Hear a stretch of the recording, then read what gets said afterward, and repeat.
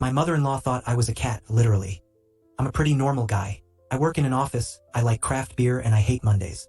But my life took a 180-degree turn the day my mother-in-law, a lovely woman but with certain quirks, decided I was a cat. It all started with a simple yawn. I was in the living room, waiting for my wife to finish getting ready for a family dinner. I yawned a long, deep yawn. My mother-in-law, who was reading a self-help book on feline communication, yes, seriously, stared at me.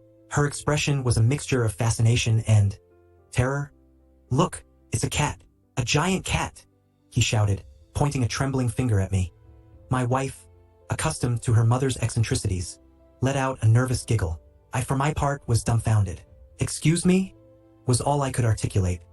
What followed was a week of pure madness. My mother-in-law treated me like a cat.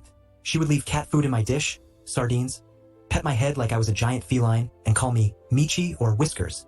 He would try to teach me how to use a scratching post, which, by the way, was a rather expensive piece of wooden furniture. He even tried to put a collar with bells on me. I tried to explain that I was a human, worked in an office and didn't appreciate canned sardines, but it was no use. Her eyes shone with unwavering conviction. She was convinced that I was a cat, a huge bearded cat, but a cat nonetheless. The situation came to a head during Christmas dinner. My mother-in-law, in the middle of a speech about the importance of communication between humans and felines, tried to put a cat Christmas hat on my head. It was then that my wife, fed up with the situation, decided to intervene. She explained to her mother, with patience worthy of a saint, that I was her son-in-law, her husband, and that I was not a cat. That, while she appreciated the effort, the situation was a bit awkward. After a long conversation and a couple of tears, my mother-in-law finally accepted reality. Although, from time to time, she still looks at me with a strange expression and calls me Michi under her breath. I learned a valuable lesson that day.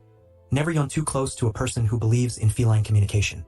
And, above all, always keep a good supply of human food on hand, just in case.